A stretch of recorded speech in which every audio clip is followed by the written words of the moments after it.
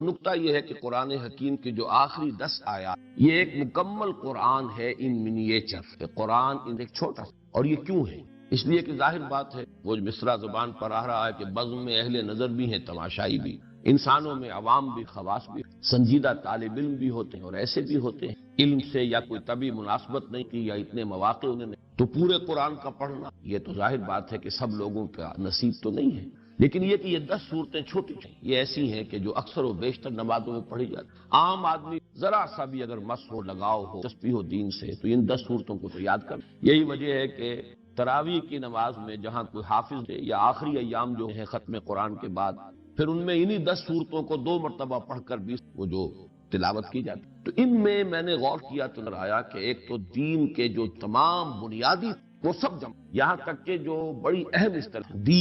دین کا بنیادی، دین کا اصطلاحی کیا ہے، دین کی نسبت اصلاً کس کی طرف ہے، مجازی نسبت، یہ سارے رب کا ربوبیت کے تقاضے، یہ تمام عبادت جو گردان ہوئی ہے، قل یا ایھا الکافرون لا اعبد ما تعبدون ولا انتم ما اعبد ولا انا عابد ولا انتم. اب آپ دیکھیے کہ وہ بنیادی اور اس کو کس طریقے سے تکرار کی. صلاۃ یہ بھی اس کے اندر فویل للمصلین الذین هم عن صلاتهم ساہون. سورۃ الکوثر میں فصل لربک وانحر نشانیہ. تو واقعہ یہ ہے کہ اگر یہ 10 صورتیں بھی انسان نے پڑھ لی ہو، ظاہر بات ہے سورہ فاتحہ تو ہر مسلمان جانتا ہی ہے، پڑھتا ہی ہے، ہر نماز کی رکعت میں ہے، لیکن یہ 10 صورتیں بھی اگر کوئی عام انسان سمجھ لے تو واقعہ دین کے بنیادی تصورات ہے اس کی گرفت، پھر ان کو یاد ان کو دہراتے رہنا آسان. دوسرا اسی کا ذیلی نقطہ یہ ہے کہ اس میں ایک عجیب ترتیب مجھے محسوس ہوئی کہ پہلی 7 سوروں کا تعلق در حقیقت سیرت النبی سے، اور آخری 3 جن میں سے پہلی آج ہم پڑھ رہے ہیں یہ دین بنیادی تعلیم. عام طور پر سمجھا جاتا ہے کہ صرف سورہ اخلاص کو اصل میں معوذتین بھی توحید ہی کی میں بات نہیں، اس لیے کہ در حقیقت سورہ اخلاص کی پچھلی آیت اللہ الصمد،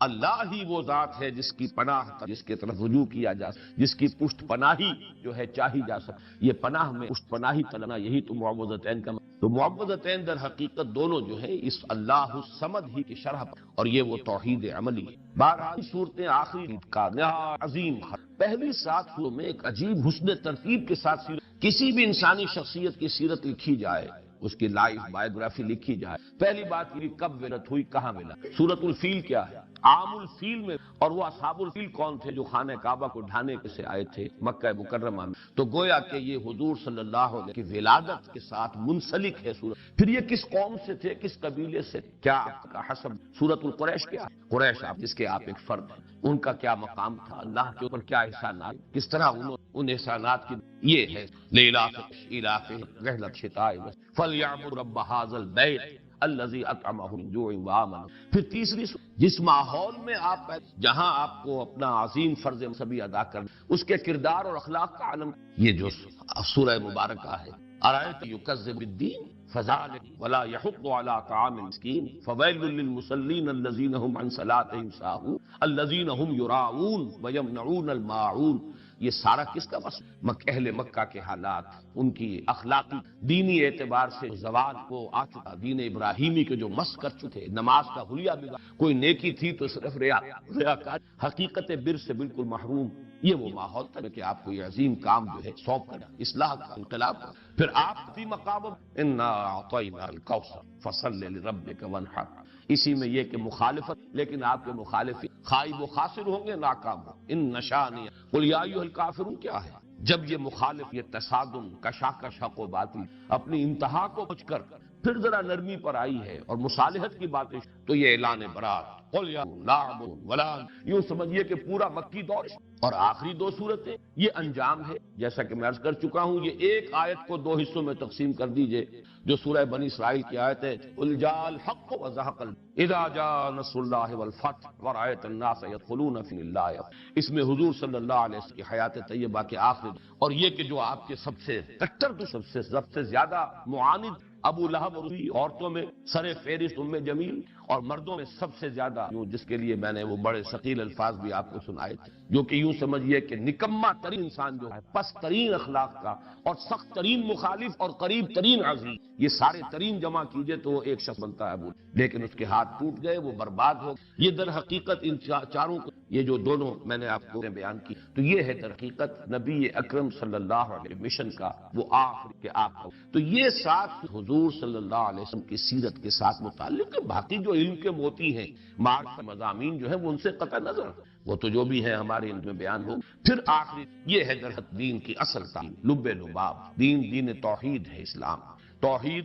4 آیات سورہ اخلاص کے، اور پھر توحید ہی کا ایک عکس. اور یہ توحید کیا ہے؟ توحید فی التعوذ، تعوذ پناہ صرف ایک کی. جیسے آپ کو معلوم ہے کہ توحید ہی کا تقاضا توکل، توحید فی التوکل، بھروسہ تھی اللہ تعالی من دونی وکیل. اسی طرح یہ توحید تعوذ میں کس سے پناہ ہو؟ استعاذہ. کون تمہیں پناہ دینے کی قدرت رکھتا ہے؟ قل اعوذ بالفلق، قل اعوذ. تو یہ چند نکات ہیں کی طرف ذہن منتقل ہوا، اور میں نے چاہا کہ آج پھر آپ ایک دوسرا اہم بیان کرتا چلا آ رہا ہوں. وہ یہ ہے کہ ان 10 صورتوں کے اندر ترتیب یہ ہے کہ پہلی 4 صورتیں تو نمایاں طور پر جوڑوں کی، سورۃ الفیل، سورۃ القریش، وہ سمجھیے ایک ہی مضمون ہے، ایک ہی تصویر کے. پھر اسی طریقے سے اس سے اگلی صورت جو ہے وہ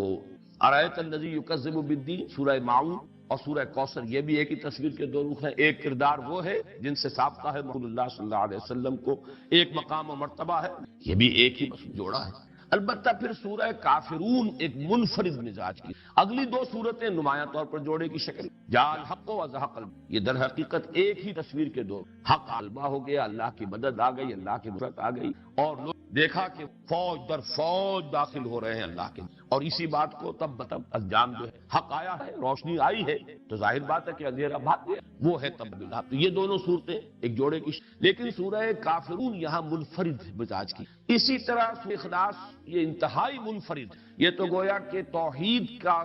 کے مضمون پر مشتمل ہونے کے اعتبار سے گویا کہ تقاضا بھی یہ تھا کہ یہ منفرد بھی ہو، اس کا جوڑا کوئی. اس سے بھی آپ کو معلوم ہے سورہ یاسین جب ہم وہ حصہ پڑھ رہے ہیں قرآن میں نے بیان کیا کا کوئی جوڑا. وہ قلب، وہ جو صورتیں وہاں 13 صورت، ان میں یہ درمیان میں ان کو اس طریقے سے رکھا گیا کہ 21 صورتیں ہیں، وہ دو گروپ ہیں، 10 ادھر اور پھر 10 ادھر، درمیان میں سورہ یاسین پریزائڈنگ پوزیشن میں. اور وہ اسی طرح اگلی 2 صورتوں کو اندھا بھی جانتا ہے کہ یہ جوڑا ہے. معوذتین نام ہی ان کا جو ہے 2 سوروں میں تعوذ کی تلقین ہوئی ہے، قل اعوذ برب الفلق، قل اعوذ. تو یوں سمجھیے کہ یہ آخری صورتیں جو ہیں 2 یہ 6 سوروں کی شکل میں ہونے سے اب ایک نقشہ بھی میں نے بلکہ آج اپنے کاغذ پہ تھا کہ اگر آپ 2 مثلثیں ساتھ ساتھ ڈرا کر لیں، ایک مثلث ادھر ہے ایک مثلث ادھر، تو یہ 6 سوروں کو ریپرزینٹ کریں گی. پہلا 6 سورہ ہے کافرون، نصر اور لہب. کافرون ہے اوپر پریزائڈنگ پل، اور اس کے ساتھ متعلق ہے جوڑے کی شکل میں سورۃ اللہب. ساتھ ہی مثلث ہے سورہ اخلاص، یہ ہے پریزائڈنگ، اور ان کے ساتھ جوڑا منسلک ہے معوذ. اگر ان دونوں ٹرائنگلز کو، دونوں مثلثوں کو آپ برابر تو خود بخود ایک بات ابھرے گی، اور وہ میں اب چاہوں گا کہ دوسرے اعتبارات سے بھی بہت واضح کر کے سامنے رکھیں کہ پھر بڑا گہرا ربط قائم ہو جاتا ہے سورہ کافرون میں اور سورہ اخلاص. یہ دونوں پریزائڈنگ پوزیشن میں ہیں، ان 2 سہ دونوں ٹاپ کے، ادھر سورہ کافرون ہے، ادھر سورہ اخلاص ہے. کافرون کے ساتھ متعلق سورۃ النصر، سورۃ اللہب، سورۃ الاخلاص کے ساتھ سورۃ الفلق. یہ دونوں جو ٹاپ پر ہیں، ان کے مابین جو ربط ہے ذرا اس کو آپ سمجھ کہ کس اعتبار. اب نوٹ کا عام طور پر معمول جو تھا قرآن کی قرات جو آپ نماز میں کیا کر، تو وہ قریب کے جوڑے آپ لے، سورۃ الاعلیٰ اور سورۃ الغاشیہ. حالانکہ سورہ غاشیہ بڑی ہے تعداد آیات کے، لیکن یہ کہ جمعے کی نماز میں اور عیدین کی نمازوں میں چونکہ دونوں میں فذکر تذکیر کا حکم، ان دونوں صورتوں کو جب یا پھر جمعہ سورہ منافقون یا پھر، لیکن بعض جگہوں پر آپ کا ہم نے معمول دیکھا کہ اس اصول سے ہٹ کر کہیں سے ایک صورت لی ہے کہیں سے دوسری لی ہے، تو اس میں بھی کوئی نہ کوئی مناسبت. سورہ کافرون اور سورہ اخلاص کا عجیب معاملہ کہ اہم ترین جو سنتیں ہمارے ہاں نماز کی، ان میں حضور کا معمول ان دونوں کو، فجر کی 2 سنتیں، پہلی رکعت میں سورہ کافرون اخلاص، درمیان میں 2 صورتیں چھوڑ دی. اسی طریقے سے طواف کی 2 رکعتیں بہت مشہور، بہت ہے، طواف کے ساتھ ان کا ایک بڑا گہرا ربط. پہلی میں سورہ کافرون. یہ جو ربط اور تعلق ہے اس کو اچھی طرح سمجھ لیجیے کہ ان میں بڑی یعنی گہری مناسبت. اور اسی کے ساتھ نوٹ کیجیے یہی 2 صورتیں ہیں جن کے نام بے شمار اور ایک نام مشترک ہے. سورہ کافرون کے بارے میں یہ بات میں بتانا بھول گیا کہ اس کا نام سورۃ الاخلاص. سورہ اخلاص ان دونوں صورتوں کا نام ہے. ویسے وہ زیادہ مشہور ہے کافرون، لیکن یہ کہ اس کے بھی نام بہت ہیں، اس کے بھی نام بہت ہیں. آج جو اس سورہ مبارکہ کے نام ہے وہ تو میں بعد میں گنواؤں گا، سورہ اخلاص کے. اور یہ عربوں کے اس مزاج کے مطابق ان کا ایک ذوق تھا، جس چیز سے انہیں زیادہ محبت ہوتی، جس چیز کی زیادہ عظمت تھی، اس کے نام بہت مختلف پہلوؤں سے، مختلف صفات کے. شیر کے آپ کو یہ ہزاروں لفظ. اب شیر کی ہر ادا کے اعتبار سے اس کا ایک علیحدہ نام. تلوار، گھوڑے کے بے شمار اسی طرح جن صورتوں سے خصوصی محبت ہی صحابہ تو ان صورتوں کے انہیں نام ایک سے ان دونوں صورتوں کا یہ وصف مشترک ہے۔ الاخلاص تو نام ہے، المقشقشہ نام دونوں کا۔ اچھا، اس میں جو اصل ہے اس کا پہچان یہ مانوی، یہ سورہ کافرون اور سورہ اخلاص کے باب یعنی مانوی جو کرب تھے اس کے اعتبار سے اہم بات کہ سورہ کافرون میں ما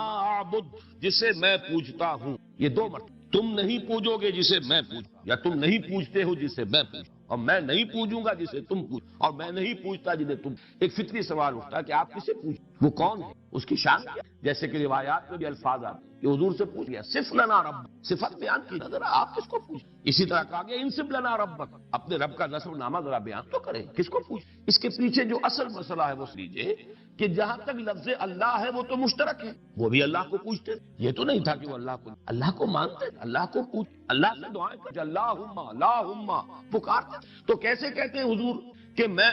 جسے میں پوچھتا ہوں تم نہیں پوچھتے؟ مطلب کیا ہوا ہے کہ نام کے صفات کچھ تم نے اس کے ساتھ کچھ ایسی چیزیں شامل کر دی، وہ تمہارے اپنا ذہن کا تراشیدہ اللہ ہے، وہ اللہ نہیں ہے جسے میں کہ یارہ دیگرے رامی پرستند، نام مشترک ہے لیکن میں اس اللہ کو نہیں پوچھتا جسے تم پوچھتے، وہ اللہ کوئی اور اللہ ہے، وہ تمہارے ذہن کا تراشیدہ ہے، اس کی صفات اس کو تم نے گرا دیا، مخلوقات کی صف میں لا کے، وہ میرا کوئی اور ہے۔ نام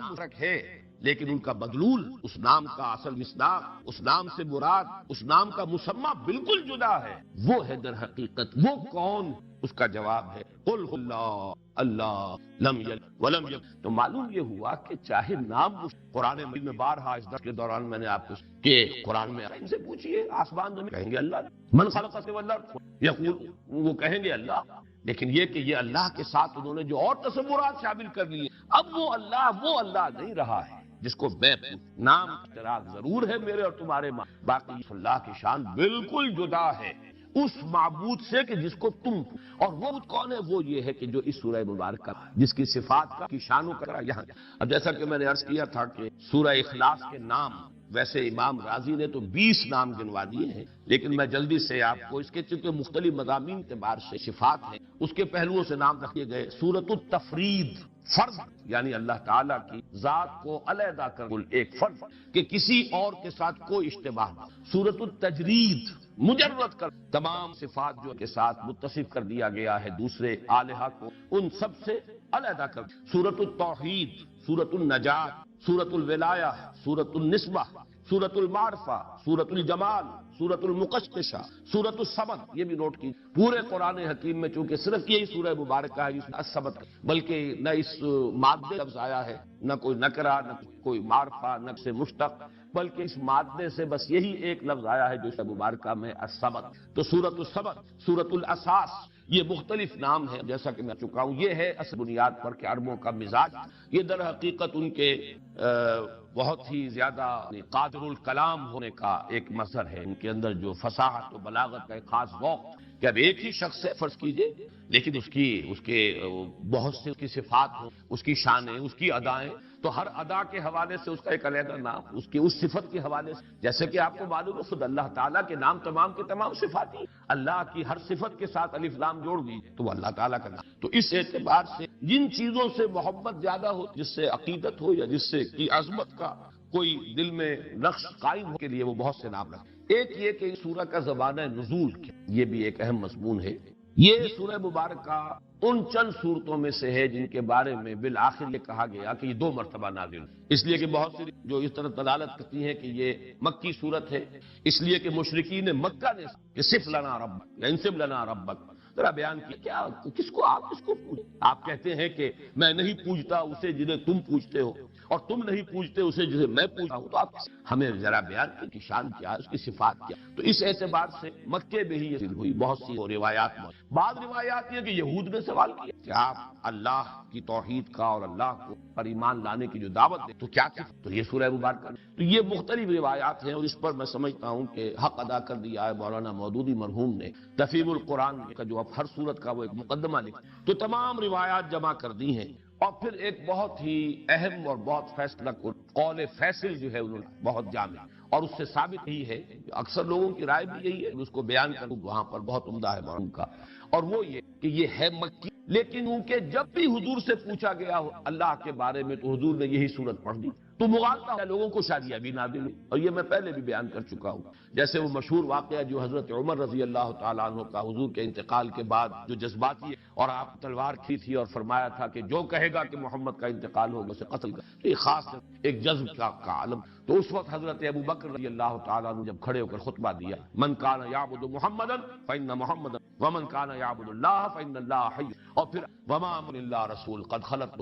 فإن مات انقلب على عقابہ۔ تو حضرت عمر اپنا یہ تاثر بیان کر کہ مجھے محسوس ہوا جیسے یہ آیت مبارکہ ابھی نازل۔ اب ظاہر بات ہے حضرت عمر کا معاملہ تو اور ہے، تو قرآن کے عالم تھے، انہیں معلوم تھا یہ آیت کب نازل، لہذا انہوں نے تو الفاظ یہ کہ گویا کہ ابھی نازل، یعنی اس وقت کا تاثر اتنا گہرا ہوا اس آیت کے پڑھنے کا جو حضرت ابو بکر نے اس کا حوالہ دیا، تو تاثر اتنا گہرا تھا خود حضرت عمر کے دل پر کہ آپ فرماتے ہیں کہ میں نے محسوس کیا کہ گویا یہ آیت ابھی، لیکن عام لوگوں کا تصور، ظاہر بات ہے کہ ہر شخص کو قرآن کا اتنا جاننے والا نہیں، کتنے لوگ تھے ان کے پاس قرآن مجید پورا موجود، مصحف کا، یہ مصحف کی شبہ تو حضرت ابو بکر کے زمانے میں جمع کیا، ورنہ باقاعدہ ما بین دفتین کتابی شکل میں حضور کے زمانے میں قرآن تھا۔ تو ایسے مواقع پر جب بھی کسی نے کوئی سوال کیا اللہ تعالیٰ کی ذات و صفات کے بارے میں اور حضور نے یہ صورت پڑھ دی، تو کسی شخص کو کہ جو اس مجمع میں موجود ہو یہ گمان ہو سکتا ہے کہ یہ صورت ابھی نازل ہوئی ہے اس سوال کے جواب میں، اور اس اعتبار سے یہ رائے بھی بن گئی کہ یہ گویا کہ مدنی، لیکن یہ کہ مضامین کو دیکھیے، اس کا اسلوب دیکھیے، اس کا سٹائل دیکھیے،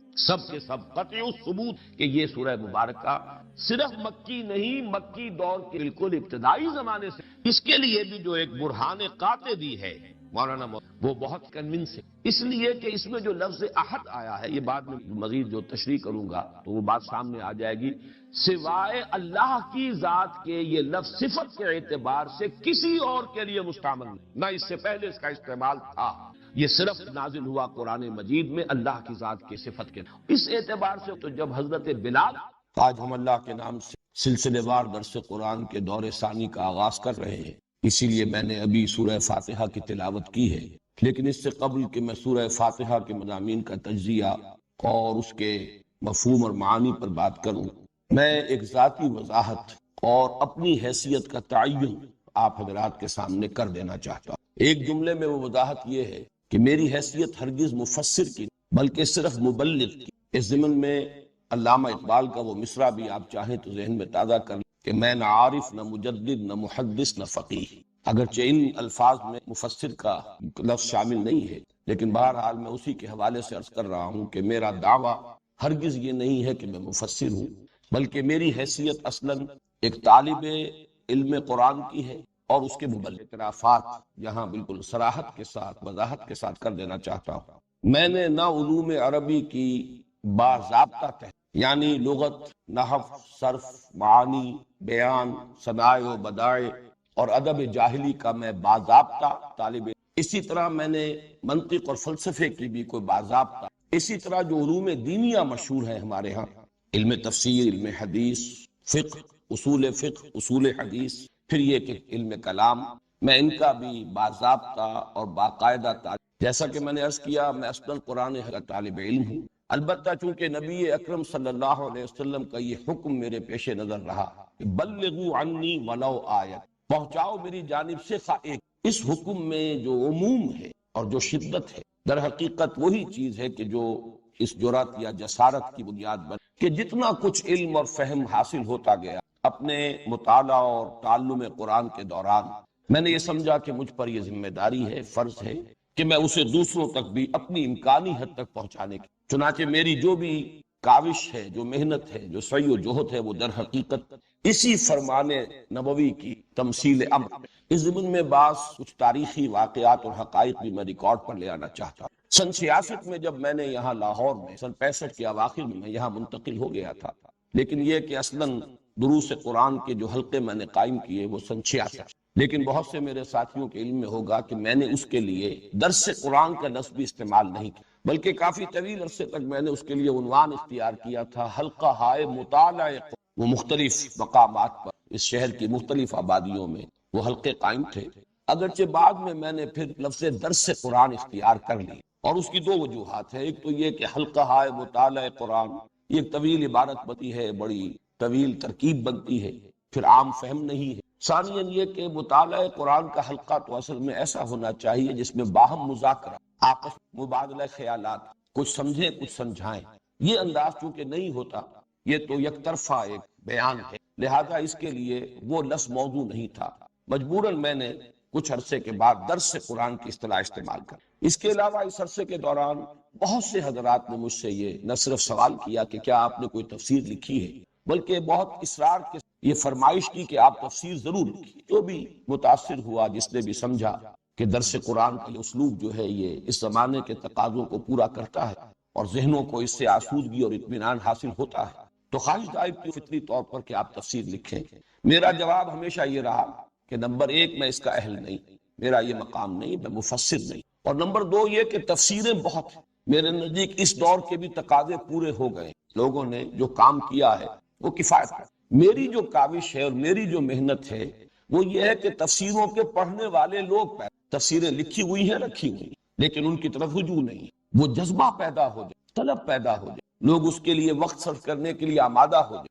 ایک علمی ذوق پیدا۔ میری ساری قد و کاوش جو ہے اس کا اصل ہدف یہ ہے، ورنہ تفسیروں کی میرے نزدیک کبھی نہیں ہے۔ اس سے بھی آگے بڑھ کر میں یاد دلا رہا ہوں، سن 80 سے سن 82 اس ملک میں پاکستان ٹیلی ویژن پر درس قرآن کے ضمن میں یا بیان القرآن کے ضمن میں میرا ڈنکا بجتا، بلکہ یوں سمجھیے کہ بالکل ایک ہی معاملہ تھا، بس ایک ہی شخص جو ہے اس حیثیت سے متعارف ہوا ہے اس طویل عرصے کے دوران، اور پورے پاکستان کے جتنے بھی ٹیلی ویژن اسٹیشنز ہیں ان سے وہ پروگرام نیشنل ہوک اپ پر وہ ٹیلی کاسٹ ہوتے، تو میری اس حیثیت سے شہرت جو ہے اس وقت بام عروج پر۔ اس وقت ایک پبلشر نہایت مصر رہے، حد درجے اصرار کرتے رہے کہ آپ ایک ترجمہ کر دیں قرآن کا، اور میں نے جب کہا کہ میں اس کا اہل نہیں ہوں اور ترجمے بہت ہیں، تو انہوں نے کہا کہ 2 4 6 میں سامنے رکھ کے بس ترجمہ کر دیں، اس لیے کہ انہیں یہ محسوس ہوتا تھا کہ اس وقت ایک طلب ہے، مارکیٹ ہے، اگر اس شخص کے نام سے کوئی ترجمہ آ گیا بازار میں تو وہ ہاتھوں ہاتھ بک جائے۔ لیکن میرا جواب وہی رہا کہ ہرگز نہیں، نہ میں اپنا یہ مقام سمجھتا ہوں،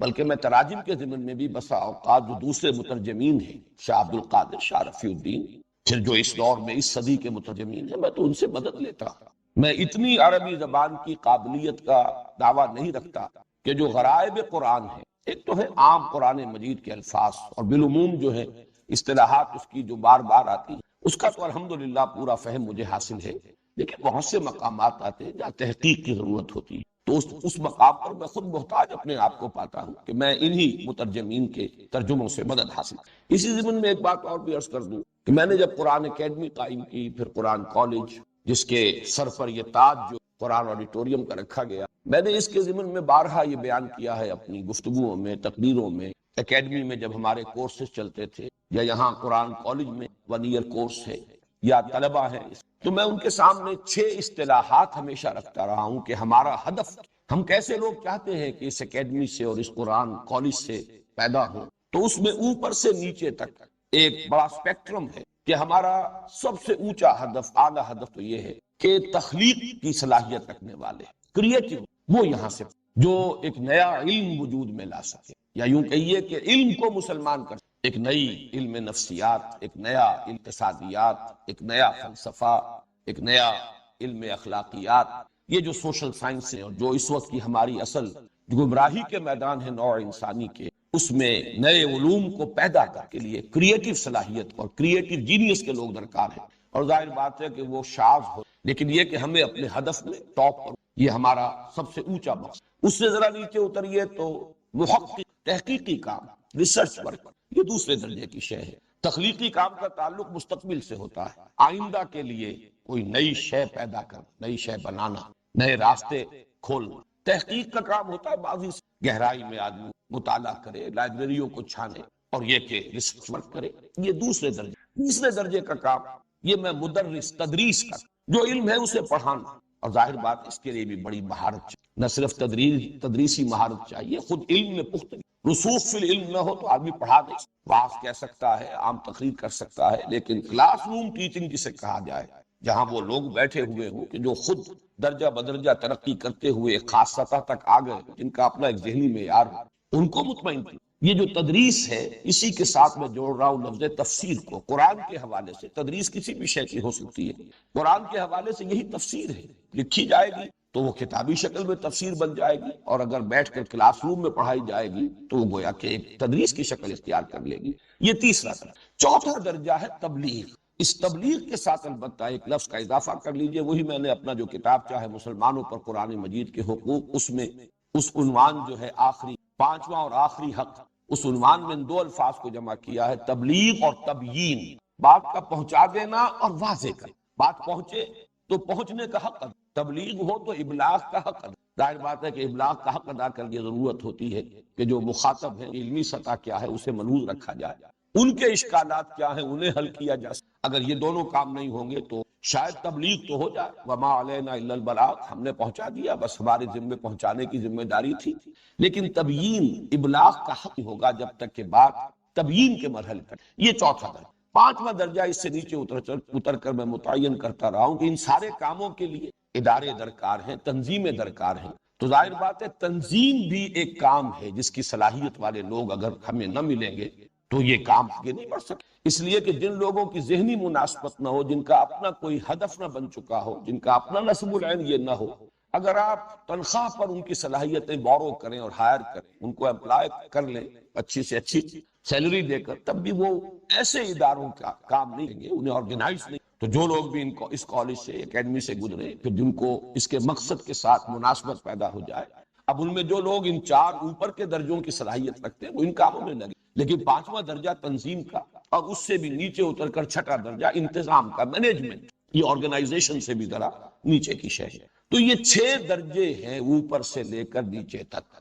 تحقیق بلکہ تخلیق، کریٹو ورک، پھر تحقیق ریسرچ ورک، پھر تدریس ٹیچنگ، اسی کے ساتھ تفسیر کر، پھر تبلیغ اور تبیین، اس کے بعد تنظیم اور تو میں ہمیشہ یہ بیان کرتا رہا ہوں کہ یہ 6 ہیں، کوشش کرو اللہ تعالیٰ تمہیں ہمت دے سب سے اوپر کی سطح پر کام، آخر بھی انسانوں ہی نے کیے ہیں اب تک، اور آئندہ بھی کریں گے تو وہی انسان ہو، اور کچھ پتہ نہیں ہوتا اللہ نے کس میں کس کام کی صلاحیت ہے۔ بہرحال اگر اس درجے میں نہیں دوسرے میں، اس کے بعد بھی تیسرا ہے۔ تو میں نے یہ ساری بات اس لیے اس وقت آپ کے سامنے رکھی ہے کہ میں اپنے آپ کو چوتھے، نہ میرے اندر صلاحیت کسی تخلیقی کام کی تھی اور اس کا خود اپنا ایک اس کے کچھ اپنے تقاضے ہوتے، وہ میرا دعویٰ نہیں، تحقیق یہ میرا مزاج نہیں، اور اس کے لیے بھی آدمی جو ہے بس کتابوں کا کیڑا بن جائے، لائبریریوں کے اندر ہی وہ ہمیشہ زندگی بسر کرے، یہ اس کے کچھ تقاضے ہو۔ اسی طرح جیسا کہ میں نے عرض کیا تفسیر اور تدریس اس سطح کی، وہ بھی میرا دعویٰ نہیں، میرا مقام نہیں۔ میں اپنے آپ کو اس چوتھے درجے کا آدمی سمجھتا ہوں، مبلغ،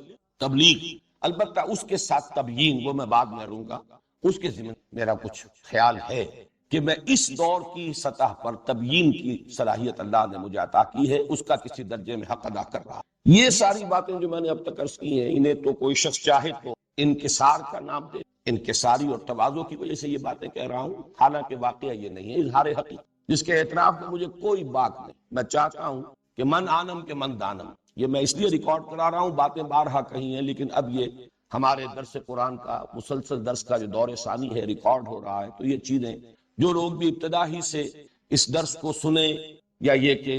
ویڈیو کے ذریعے سے دیکھیں بھی، آڈیو ویڈیو دونوں صلاحیتیں استعمال کریں، ان کے سامنے یہ باتیں آ جائیں۔ لیکن اب جو میں کہہ رہا ہوں ہو سکتا ہے اسے کچھ حضرات تعلی اور عجب پر محمول کریں، اس میں سمجھے کہ شاید کوئی تکبر کی، حالانکہ وہ بھی میرے نزدیک تو اصلاً اظہار حقیقت، اور در حقیقت یہ بھی قرآن مجید کے ایک حکم پر امتثال امر ہے۔ وَأَمَّا بِنِعْمَتِ رَبِّكَ فَحَدِّثْ، مجھ پر اللہ تعالیٰ کے انعام ہوئے، ان کا ادراک ہے، شعور ہے، اعتراف ہے، اور میں اسی کی مناسبت سے اللہ تعالیٰ کا شکر ہوں، اس لیے کہ شکر کے لیے تو پہلا درجہ ہے یہ، امام راغب نے جو شکر کے 3 درجے قائم کیے ہیں، تو سب سے پہلے شکر بالقلب ہے، ادراک ہو، شعور ہو کہ کتنا بڑا انعام ہوا ہے، کتنا بڑا احسان ہوا، کتنی بڑی نعمت کسی نے دی۔ اگر اس کا شعور ہی نہیں، ادراک ہی نہیں، تو اس کا پروپورشنیٹ شکر قلب کی گہرائیوں سے نکلے گا۔ پھر ہے شکر باللسان، پھر شکر بالجوارح۔ بہرحال اس وقت یہ چیزیں آ جائیں گی انشاءاللہ، اگلے ہی درس میں یہ شکر کی بحث آنے والی ہے۔ تو شکر در حقیقت ادراک اور اعتراف کے متناسب اور پروپورشنیٹ ہو۔ تو اما بنعمت ربک فحدث، جو بھی انعام ہوا ہے پروردگار کا، میں اس کا بھی تذکرہ کر رہا ہوں، حکم امتثال امر، اور وہ یہ ہے کہ جو بھی فہم قرآن مجھے حاصل ہو، میں لفظ علم سے بھی کترا کر فہم کا لفظ استعمال کر رہا ہوں، بہرحال چاہیں تو آپ اس کو ایک اصطلاح کی حیثیت سے جمع کر لیجئے، علم و فہم قرآن حکیم کا جو بھی مجھے حاصل ہو، اس میں بحمد اللہ 4 چشموں سے، اس میں علم اور فہم کے 4 چشمے ہیں جو جمع، ان سے اس حوض میں آ کر، اور میں آج سوچ رہا تھا یہ چیزیں چونکہ میرے ذہن میں آئیں تو میں آپ کے سامنے بیان بھی کر رہا ہوں کہ میرے سامنے تشبیہ آئی، قرآن حکیم میں جنت کے 3 چشموں کے نام دی، کوثر ہے، تسنیم ہے، سلسبیل ہے۔ میرے نزدیک 3 چشمے جن سے اللہ نے مجھے سیراب فرمایا اور جن سے متمتع فرمایا، اس کے مواقع عطا فرمائے، کوثر و تسنیم و سلسبیل کی ساتھ اس مشابہت ہے۔ علم قرآن سے بڑی دولت اور کوئی ہے نہیں۔ اور چوتھے چشمے کو میں العروۃ الوثقی سے کہوں، میں اس کی وضاحت ابھی کروں۔ اس اعتبار سے میرے فہم قرآن میں جو جامعیت پیدا ہوئی، میں تفصیل کے ساتھ تو اپنے اس فہم قرآن کے ان 4 گوشوں کو، یا اپنے فکر قرآنی کی 4 سورسز کو، یا میں نے یہ لفظ استعمال کیا ہے اپنے اس کتاب میں دعوت القرآن کا منظر اور پس منظر، یہ ڈائمنشنز ہیں، میری سوچ، میرے فکر، میرے فہم کی 4 ڈائمنشنز، تو میں تفصیل سے لکھ چکا ہوں اس کتاب کے اندر، ان سب کی وضاحت کے ساتھ میں بیان کر چکا ہوں کہ کس کس گوشے سے مجھے کیا کچھ حاصل۔ پھر چونکہ کتابوں کے پڑھنے کا اتنا رواج رہا نہیں ہے آج کل، اور اب اختصار کے ساتھ یہ باتیں جب میں ریکارڈ کرا رہا ہوں تو یہ باتیں بھی میں آپ کے سامنے بیان کر رہا ہوں، تفصیل جن کو درکار ہو اس کتاب کا مطالعہ کریں۔ یہ 4 گوشے یا 4 ڈائمنشنز یا 4 سوتے یا 4 چشمے جو جمع ہوئے، ان میں سے سب سے پہلا ہے جس کے لیے عنوان ہے حرکت اور جہاد، تحریک، حرکت، انقلابی دعوت، اور دعوت سے آگے بڑھ کر اس کے لیے میرے سورسز، اور یہ ذرا نوٹ کر لیجیے، یہ میری اپنی صنعت لفظی نہیں ہے، میں کوئی ادیب آدمی نہیں ہوں، لیکن یہ کہ یہ اللہ تعالیٰ کی طرف سے ہے کہ یہ تسنیہ کے صیغے کو جمع کر دی اللہ نے میرے لیے، میرے ان 4 چشموں کے عنوانات کے۔ ابوین، یہ میرے 2 باپ ہیں، اس لیے کہ وہ 2 حضرات جو ہیں ان دونوں کے نام ابو الاعلیٰ اور ابو الکلام، یہ ابوین ہیں میرے اس فکر، میری اس سوچ کے۔ یہ یوں کہیے کہ عام اصطلاح میں پیر اور پھر دادا پیر، یہ ہمارے ہاں اصطلاحات استعمال ہوتی۔ میرے فہم قرآن کے اندر سب سے بڑا حصہ سب سے بڑا اس لیے کہہ رہا ہوں کہ میری زندگی جس رخ پر بھی اب تک گزری ہے، اور اب تو اصل تو گزر ہی چکی ہے، اب تو یوں سمجھیے کہ بہت تھوڑا سا حصہ باقی ہے، والعصر والی بات ہے، دن گزر چکا، یہ تو عصر کا وقت ہے۔ اس اعتبار سے جس کام میں میری زندگی گزری ہے، اس میں میری دلچسپیوں میں اور میرے وقت اور میری صلاحیت کے صرف میں سب سے بڑا اثر جو ہے وہ انہی 2 حضرات۔ ظاہر بات ہے ان میں اولین جو تعلق قائم ہوا وہ مولانا مودودی سے، ابو الاعلیٰ مودودی۔ البتہ یہ کہ یہ بات مجھ پر ابتدا ہی میں کہ اس کا نقطۂ آغاز در حقیقت مولانا ابوالکلام آزاد ہے، میں اس اعتبار سے کہہ رہا ہوں کہ سب سے زیادہ مجھ پر اسی کی چھاپ ہے کہ وہ حرکت اور جہاد۔ ابوالکلام نے حزب اللہ بنائی تھی 1913 میں، مولانا مودودی نے جماعت اسلامی کی تاسیس کی 1941 میں، دونوں کے ہدف ایک ہی مقصد، اور میں نے بھی پھر الحمدللہ کہ اگرچہ میں جماعت اسلامی سے مایوس ہوا کہ وہ سیاست کی بھول بھلیوں میں گم ہو گئی، اس اصل مقصد کو ترک کر، لیکن بہرحال میں اسی تسلسل کو برقرار رکھنے کے لیے تنظیم اسلامی قائم کی، بلکہ بعض اعتبارات سے مولانا ابوالکلام سے زیادہ قریب، وہی مانا کہ ہم نے تنظیم اسلامی کے لیے بھی بیعت کی اساس کو۔ مولانا مودودی نے ایک خاص وقت کے تقاضوں سے شاید زیادہ متاثر ہو کر ایک دستوری اور آئینی تنظیم بنا۔ مولانا آزاد نے 1913 میں بیعت کی بنیاد پر قائم کی تھی، گویا کہ جو اصل ہے اس کی بنیاد، اس کی طرف بھی رجوع کر کے اللہ نے توفیق دی۔ ایک اور اعتبار سے بھی مجھے اب مولانا ابوالکلام آزاد سے کچھ زیادہ نسبت قائم ہو کہ وہ بھی ایک طوفان کے مانند جب اٹھے تھے تو تحریک خلافت کو شروع میں رجوع الی القرآن، امر بالمعروف نہی عن المنکر، جہاد کے تصورات بھی، لیکن پھر ان کی زندگی کا وہ دور جو تھا تحریک خلافت، اس میں ان کے اصل جوہر نمایاں، ان کی تصنیف و تالیف یا تحریر کے جوہر تو زیادہ نمایاں ہوئے تھے الہلال اور بلاغ، لیکن ان کی خطابت، ان کے اندر جو جوش عمل بھرا ہوا وہ تحریک خلافت میں آئی۔ بہرحال میرے اس فہم قرآن کا سب سے پہلا سورس میرے 2 ابوین سید ابو الاعلیٰ مودودی اور مولانا ابوالکلام آزاد۔ دوسرا تعمق، گہرائی اور نظم قرآن کے، یہ ایک دوسرا بالکل گوشہ ہے۔ میں اس گہرائی کے لیے کبھی کبھی مثال دیا کرتا کہ ایک ہے ٹیلیسکوپک ویو لیتا ہے کوئی شخص، تو آپ کو معلوم ہے کہ کروڑ میل کا وہ مشاہدہ کر رہا ہے، اس کا جو اس وقت رینج ہوتا ہے مشاہدے کا کروڑوں میل۔ ایک مائکروسکوپ پر ایک نقطے کے اوپر فوکس کر کے جب مائکروسکوپ جو ہے وہ وہاں پر جما دی جائے، اس کا لینس فوکس کر دیا جاتا ہے، تو پھر اسے اس کے اندر جو بھی عجائب و غرائب ہے وہ نظر۔ تو قرآن کا بھی ایک انداز یہ ہے کہ اس کا ایک برڈز آئی ویو، اس کا ایک جنرل ورلڈ ویو، اور پھر اس کے لیے بھی برڈز آئی ویو، ایک یہ انداز ہے، اور یہ بھی ضروری ہے، ورنہ ہو سکتا ہے کہ ایک آدمی بڑی باریکیوں ہی کے اندر الجھ کر رہ جائے اور بڑی بڑی حقیقتیں اس کی نگاہ سے ہو جائے، بڑے بڑے حقائق کی طرف سے ذہول ہو جائے، اور بال کی کھال اتارنے میں ایک شخص اپنی زندگی۔ تو الحمدللہ کہ جہاں پہلی سورس میں وہ ایک وسعت ہے، وسعت اور حرکت، یہ دوسری سورس تعمق، گہرائی، فوکس اور اسی میں پھر نظم قرآن کے جو بہت سے پہلو ہیں وہ نمایاں ہوئے. یہاں بھی ہی این، یہ لفظ میں خود وضع کر رہا ہوں اس لیے کہ مولانا اصلاحی اور مولانا فراہی یہ دو اسی نام کی مشابہت سے، جیسے ابو کے مناسبت سے میں نے ابوین کہا ہے، یہ ہی این یہ میری دوسری ہے نظم قرآن، اور اس کے اعتبار سے قرآن مجید کے علم و فہم کی جو ڈائمنشن ہے جو سامنے آتی ہے. تیسرا ہے فکر جدید کے حوالے سے، اور فکر جدید کے حوالے سے دو کام ہیں جو اصل میں کرنے کے ہیں، اور ان میں جو بھی مجھے حاصل ہوا ہے وہ بھی دو شخصیتوں کا میں ابھی نام لوں گا. وہ دکترین ہیں، میں عربی تلفظ استعمال کر رہا ہوں، دکترین، دو ڈاکٹر. لیکن یہ کہ وہ فکر جدید کے حوالے سے کرنے کا کام کیا ہے؟ ایک تو یہ کہ قرآن کی روشنی میں فکر جدید کا اس میں کیا صحیح ہے کیا غلط، اس لیے کہ اس کو ٹوٹل ریجیکٹ کر دینا بھی یہ بھی محرومی ہے، اس لیے کہ اس میں یقیناً بہت سے موتی موجود. انسانی فکر کا ارتقاء ہوا، انسانی علم کا ارتقاء ہوا، جہاں سائنٹیفک ارتقاء ہوا وہاں سوشل ایوولوشن کا پروسیس بھی جاری رہا ہے. ان چیزوں کو جب تک انکارپوریٹ نہیں کیا جائے گا اس وقت جس فکر کی ہم بنیاد ڈال رہے ہیں تو محرومی ہوگی. وہ ایسے ہی ہوگا جیسے کہ وقت کے تقاضے کو پورا کرنے سے قاصر رہے. اس اعتبار سے قرآن کی روشنی میں فکر جدید کا تجزیہ کہ اس میں صحیح کیا ہے، حق کتنا ہے، باطل، اور پھر فکر جدید میں جو صحیح ہو حصہ اسے اس فہم قرآن میں انکارپوریٹ کر شامل کر. ورنہ یہ کہ اس دور کی تبلیغ کا حق ادا نہیں، تبیین کا حق ادا نہیں. صرف تبلیغ تو ہو جائے گی جیسا کہ میں نے پہلے عرض کیا تھا، اور آدمی یہ سمجھ لے گا ما علینا الا البلاغ، ہمارے ذمے تو بس پہنچانے کی ذمہ. لیکن اگر آپ فکر جدید کا جو حصہ صحیح ہے اگر اس کو انکارپوریٹ نہیں کریں گے اپنے اس فہم قرآن میں تو پھر اس دور میں تبیین قرآن کا حق ادا نہیں. ان دونوں پہلوؤں سے ڈاکٹر رفیع الدین اور ڈاکٹر اقبال، یہ دونوں بہت سے حضرات کے علم میں ہے، حکمت اقبال کے نام سے کتاب ان کی آج کل حکمت قرآن جو پرچہ ہمارا انجمن کا شائع ہو رہا ہے، تسلسل کے ساتھ کتاب شائع ہو رہی ہے. تو یہ ڈاکٹر رفیع الدین اور ان کی ایک کتاب بہت اہم ہے، قرآن اور علم جدید. لیکن یہ کہ یہ ساری چیزیں در حقیقت ڈاکٹر رفیع الدین کا بھی کہنا یہ ہے کہ اصل میں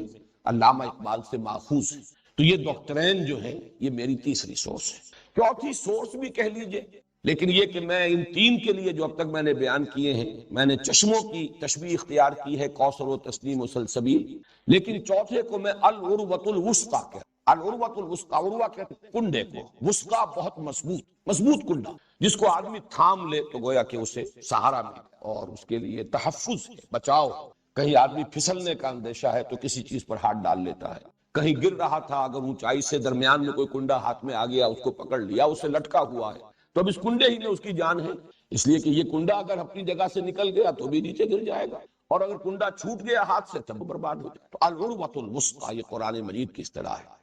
فقد استمسک بالعروۃ. تو یہ چوتھی سورس یہ محض سورس نہیں ہے بلکہ میرے لیے حفاظت اور تحفظ بچاؤ کا بہت بڑا ذریعہ العروۃ الوثقی رہا. اور یہ کیا ہے؟ اس میں ایک ہے تمسک بالاسلاف، ایک تسلسل ہے امت کا 1400 برس، یہ امت کی تاریخ ہے کہ اس میں بڑی روشنی، اس میں ہمارے اسلاف کے بڑے کارنامے، پھر اس میں جو تسلسل ہے اور اس تسلسل کے ساتھ جن چیزوں پر اجماع ہو گیا ہے ان کے ساتھ جڑے رہنا، یہ انسان کی عافیت کے، انسان کی حفاظت کی بہت ضروری. بسا اوقات ذہین آدمی کے ذہن میں کوئی ایک لہر جو ہے کبھی اٹھتی ہے اور انسان کو چونکہ اپنے کسی خیال سے، جیسے اپنی تخلیق سے اسے بہت محبت ہوتی ہے، اپنی اولاد سے محبت، اسی طرح اپنے کسی نئے خیال سے انسان کو محبت ہو. لیکن اس نئے خیال کی رو میں آدمی بہہ کر نکل جائے تو ہو سکتا ہے کہ دور چلا. اس کے لیے ضروری ہے کہ کسی کنڈے پر اس کا ہاتھ ہو، ادھر ادھر ہاتھ مارے، ایک ہاتھ سے کنڈا پکڑا ہوا ہو دوسری طرف سے ہاتھ مارے، جہاں جہاں تک رسائی ہو جو حاصل کر سکتا ہو لے.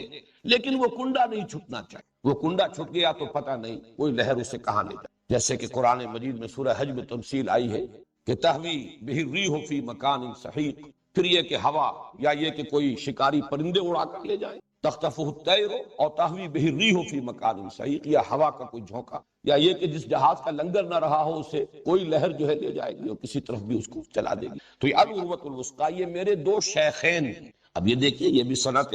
لفظی ہے اگرچہ لیکن میری نہیں ہے، ایجاد بندہ نہیں ہے. شیخ الاسلام مولانا شبیر احمد عثمانی رحمہ اللہ پاکستان کے پہلے اور آخری شیخ، اور ان کے استاد شیخ الہند رحمہ اللہ جنہیں کہ میں 14ویں صدی کا سب سے بڑا مجدد 14ویں یہ شیخین ہیں. شیخ الہند کا ترجمہ اور علامہ شبیر احمد عثمانی شیخ الاسلام ان کے حواشی، تقریباً 5 پارے کے حواشی بھی حضرت شیخ الہند کے ہیں، بقیہ 25 پاروں کے حواشی وہ ہیں شیخ الاسلام علامہ شبیر احمد عثمانی رحمہ، یہ میرے لیے العروۃ الوثقی۔ اس میں تمسک بالاسلاف کے ساتھ ایک اور چیز ایڈ کر لیجئے، اور وہ ہے تصوف۔ دین کی کچھ باطنی حقیقت، کچھ قلبی کیفیات ہیں جو مطلوب ہے، دین کا ظاہر ہے، وہ بھی اپنی جگہ پر اہم ہے، بہت ضروری ہے۔ جیسے عبادت کے 2 جز، ابھی سورہ فاتحہ بھی انشاءاللہ اگلے ہفتے یہ زیر بحث آئیں گی باتیں۔ عبادت کے 2 جز ہیں، ایک اس کا جسد ظاہری ہے، وہ ہے اطاعت، اللہ کی کلی اطاعت۔ ایک اس کی روح باطنی ہے، وہ ہے محبت۔ اب یہ محبت کچھ اور ہے، اطاعت مجبوراً بھی ہو جاتی، مارے باندھے کو بھی ہو، لیکن محبت ایک اور ہی شے ہے۔ جب تک کہ کسی کو اس کا تجربہ نہ ہو، اس کی کیفیت کو کوئی انسان بیان نہیں کر سکتا۔ جو معاملہ نہ دارت سخن آشنا، تو یہ جو بات کی حقیقت اور یہ جو چاشنی ہے ان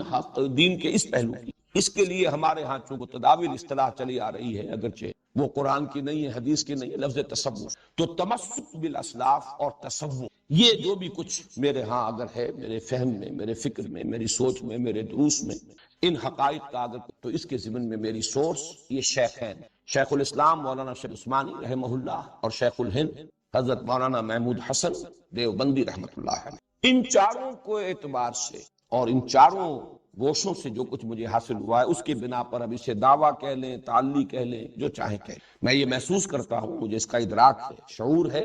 اور میں بے باکی کے ساتھ یہ بات آپ کے سامنے کہ الحمدللہ کہ ایک جامعیت کبریٰ ہے جو اللہ تعالیٰ نے میرے فہم کے اندر عطا کیا، اور یہی وہ شے ہے جو سب سے زیادہ اس دور میں اس لیے کہ مختلف پہلوؤں سے کوششیں لوگوں نے کی، لیکن ان کو جمع کر، ان کی جامعیت یہ اگر نہیں ہوگی تو جو اصل تقاضا ہے اس دور میں تبلیغ و تبیین قرآن کا، وہ البتہ یہاں ایک وضاحت میں اس لیے کہ کچھ عرصہ ہوا ایک کتاب بھی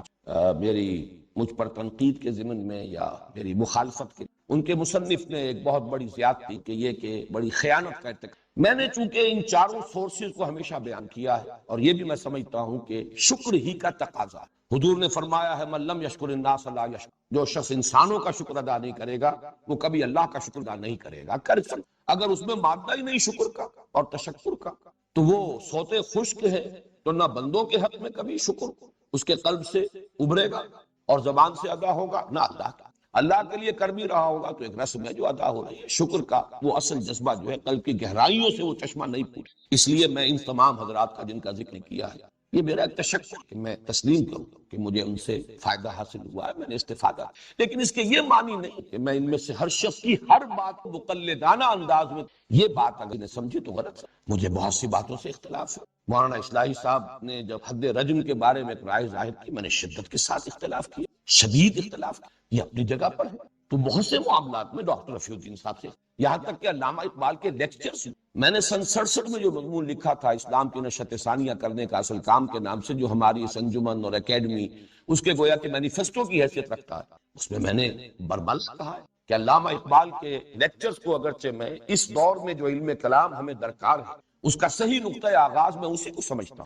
میں سمجھتا ہوں کہ وہی ہے کہ جس نے صحیح تقاضا جو کہ اس دور کا ہے اس کو پورا کرنے کی طرف پہلا قدم اٹھا۔ میں اسے اگرچہ پرائمر کہتا ہوں، وہ صرف آغاز ہے، لیکن یہ کہ صحیح سمت میں آغاز ہے۔ اس کے باوجود میں نے اپنی اسی تحریر میں لکھا تھا کہ بعض چیزیں اختلاف ہے، میں صحیح نہیں سمجھتا۔ اجتہاد کے بارے میں اسی طرح علم کلام کی اپنی ایک کوتاہی ہوتی ہے، یہ چونکہ جدید علم کلام کی ایک کوشش ہے، لہذا یہ کئی جگہ پر دین کی صحیح تعبیر جو ہے اور ایمانی حقائق کی صحیح تعبیر جو ہے اس کا حق ادا نہیں کرتی، بلکہ یہ کہ پیچھے رہتی ہے، اور اس میں بہت سی بنیادی طور پر علمی ہے جو ہمارے بنیادی ایمانیات ہیں، اعتقادات ہیں، ان سے بھی ٹکراتی ہے اپنی جگہ پر۔ کوئی شخص بھی ہمارے لیے بڑے سے بڑا انسان بھی ایسا نہیں ہے کہ ہم اس کے مقلد محض بن کر اور بس کسی ایک لکیر کے فقیر بن کر۔ تو اسی طریقے سے ڈاکٹر رفیع الدین کی بات، ان سے بھی اختلاف ہے بہت سے مقامات پر۔ میں مولانا شبیر احمد عثمانی کی رائے سے بھی اختلاف کرتا ہوں، اگرچہ اس میں وہ مسائل اتنے تفصیل سے زیر بحث آئے نہیں ہیں کہ جن میں اختلاف کی، یہ تو گویا کہ خلاصہ ہے ہمارے اسلاف نے جو کچھ حاصل کیا ہے قرآن سے۔ لیکن یہ کہ بہرحال یہ بات ظاہر ہونی سامنے رہے کہ میں ان سب کو اگر اپنا سورس معین کر رہا ہوں تو اس کا مطلب یہ نہیں ہے کہ ان کی ہر بات قید کر رہا ہوں اور ان کی ہر بات میری طرف منسوب۔ ایک کتاب اس میں حوالہ دے رہا ہوں ابھی، وہ لکھی گئی ہے اور اس میں وہ ساری چیزیں جو ہیں میرے سر تھوپ دی، حتیٰ کہ مولانا اصلاحی صاحب کا جو رجم کا معاملہ وہ بھی میرے سر تھوپ دیا گیا، چونکہ انہوں نے اس نے مانا ہے کہ وہ میری سورس ہے، تو گویا کہ ان کی تمام باتیں جو ہیں وہ انہی کی باتیں شمار ہوئی۔ تو میں نے صرف چاہا کہ اس کی بھی وضاحت کر دوں کہ میں نے استفادہ کیا ہے، لیکن یہ استفادہ اس طرح نہیں ہے کہ آنکھیں بند کر کے اور اندھے بہرے ہو کر استفادہ کیا، اور تقلید عامہ کا میں نے وہاں سے چیزیں لی۔ اور یہ بھی ہے الحمدللہ کہ اگرچہ ان میں سے بعض حضرات کے ساتھ حسن ظن کسی خاص پہلو سے مجروح ہوتا رہا، لیکن اس کے یہ معنی نہیں ہوئے کہ میں نے فکر قرآنی کے ضمن میں ان سے استفادہ کیا تھا، اور میری اس سوچ اور فہم میں جو ڈائمنشن ان کے حوالے سے اضافہ ہوا تھا ڈائمنشن کا، میں اسے تج دوں، اس لیے کہ فکر علیحدہ شے ہے، اور کسی انسان کی اپنی شخصی اس کی روش، اس کا طرز عمل بالکل علیحدہ شے، جس کے ضمن میں علامہ اقبال کو میں فکر اسلامی کا اس دور میں مجدد مانتا ہوں۔ اس کے باوجود میں یہ تسلیم کرتا ہوں کہ علمی ہے، عملی ہے تو بہت ان پہلوؤں سے ہمیں اس بات کی کوشش کر کہ اپنے دل کو کھلا رکھے، اپنے ذہن کو وسیع رکھے، جہاں جو چیز ہے اس کو مانے، جو شے نہیں ہے ابھی ادراک ہو اس کو بھی انسان تسلیم کرے۔ بہرحال یہ تو میرے اس فہم قرآن کے چار سورسز جو میں نے آپ کے سامنے رکھے، اس پر مزید اللہ تعالیٰ کی جو عنایات مجھ پر، میں ان کا سب سے پہلی عنایت تو یہی ہے اور سب سے بڑی کہ اللہ نے ایسے حالات پیدا کیے کہ میرا یہ پینورامک ویو بن سکا۔ بالکل بچپن میں علامہ اقبال کی شاعری سے ایک مناسبت قائم ہوئی، ایک ملی جذبہ پیدا ہوا، پھر مولانا مودودی کی تصانیف، جو سمجھیے کہ اپنے ہائی اسکول کے آخری دور ہی مولانا ابوالکلام آزاد کی بھی بعض تحریریں اسی وقت میرے علم میں آ چکی تھی، مقالات ابوالکلام، ان کا میں نے مطالعہ کیا ہے اپنے ہائی اسکول کے دوران، مولانا مودودی کی کتابیں، پھر یہ کہ ان کی ساری تصانیف، اب ظاہر بات ہے کہ یہ ایک ڈائمنشن ہے جو ایڈ ہوئی ہے، پھر مولانا اصلاحی صاحب کا معاملہ اور ان کے ذریعے سے مولانا فراہی تک رسائی۔ یہ اگر اس کا موقع نہ ہوتا، جماعت اسلامی میں بہت سے لوگ ہیں جنہیں مولانا اصلاحی صاحب کی تحریریں بڑی روکھی پھیکی نظر آتی تھی، مولانا مودودی کا انداز بہت ایک سلیس انداز، بات کو کھولنا اور جدید تعلیم یافتہ لوگوں کی ذہنی سطح کے قریب آ کر بات کرنا، اس میں جو ہے وہ ایک سلاست ہے، بہت ہی سادگی ہے، وہ خود ایک طرز انشاء کے موجب ہے۔ مولانا اصلاحی صاحب کے ہاں وہ بات نہیں ہے، اس میں چونکہ علمی گہرائی ہوتی تھی اور اس لیے زبان میں بھی ثقافت، لیکن الحمدللہ کہ اسی زمانے میں، طالب علم کے زمانے میں مجھے اللہ تعالیٰ نے وہ مناسبت عطا فرمائی، میں نے ان کی ساری کتابیں پڑھی، مجھے دلچسپی ہوئی، اور آج تک بھی میں ان کی 2 کتابیں جو ان کا احسان مند ہوں کہ ہمیشہ تذکرہ کرتا ہوں، دعوت دین اور اس کا طریقہ کار، اور مبادی تدبر قرآن، یہ نام میرا رکھا ہوا ہے، پہلے وہ کتاب چھپتی تدبر قرآن، پھر جب میں نے تدبر قرآن کی تفسیر تدبر قرآن کی پہلی جلد شائع کی ہے تو پھر اس کتاب کو میں نے ہی نام دے دیا تھا مبادی۔ یہ دونوں کتاب میرے اس جو بھی فہم قرآن مجھے حاصل ہوا ہے اس میں ایک بہت بڑے سورس۔ پھر یہ کہ شیخین کے ساتھ بھی میرا رابطہ طالب علمی کے زمانے، یہ تفسیر یا جس کو حواشی کہا جاتا ہے مولانا عثمانی کے فوائد عثمانی، یہ اسی زمانے میں جبکہ میں میڈیکل کالج کا طالب علم تھا، کراچی کے کچھ سیٹھوں نے، کچھ کاروباری حضرات، تاجر حضرات، انہوں نے ایک اعتبار سے تو سرقہ کیا، علمی سرقہ کہہ لیجیے، نیت چوری کی نہیں تھی، کوئی ان کے اپنے منافع کمانے کا نہیں تھا، لیکن یہ اصل میں ترجمہ جو ہے شیخ الہند کا اور حواشی مولانا شبیر احمد عثمانی کے، یہ اخبار مدینہ بجنور، اس کے پاس اس کے تمام حقوق تھے۔ اب یہ کہ ہندوستان سے یہ تفسیر یہاں پہنچے تو کیسے پہنچے، پھر ان کے اپنے حالات جو ہے خراب ہو چکے، معیار طباعت کو بھی ہندوستان کے حالات جو ہو گئے مسلمانوں کے پارٹیشن کے وقت اور اس کے فوراً بعد، تو کوئی آسان کام نہیں تھا، تو پھر کچھ تاجروں نے ان کی اجازت لیے بغیر، اس معنی میں وہ سرقہ تھا، ان کی اجازت لیے بغیر اس تفسیر کی بڑی اعلیٰ کتابت کروائی اور اسے ہانگ کانگ سے طبع کرایا، بہت موٹے کاغذ پر، بہت عمدہ طباعت کے ساتھ یہ آئی، اور انہوں نے اسے مفت، اگرچہ بعد میں پھر وہ مختلف اداروں کو جب نسخے دے دیے گئے، 100 نسخے ان کو اور 200 ان کو، ان اداروں نے اسے فروخت۔ چنانچہ میں اپنے میڈیکل کالج کے دوسرے، تیسرے، چوتھے سال کے دوران میں نے 100 تو نہیں ہوں گے لیکن 100 کے آس پاس ہی ہوں گے نسخے جو خریدے اور دوستوں کو یا تو خریدوائے یا اپنی طرف، وہ 5 روپے سے لے کر 30 روپے تک مجھے یاد ہے رینج، شروع میں وہ 5 روپے میں نسخہ مل جاتا تھا، اس کے بعد آخری جو تھا وہ 30 روپے، اور اس سے جو اللہ تعالیٰ نے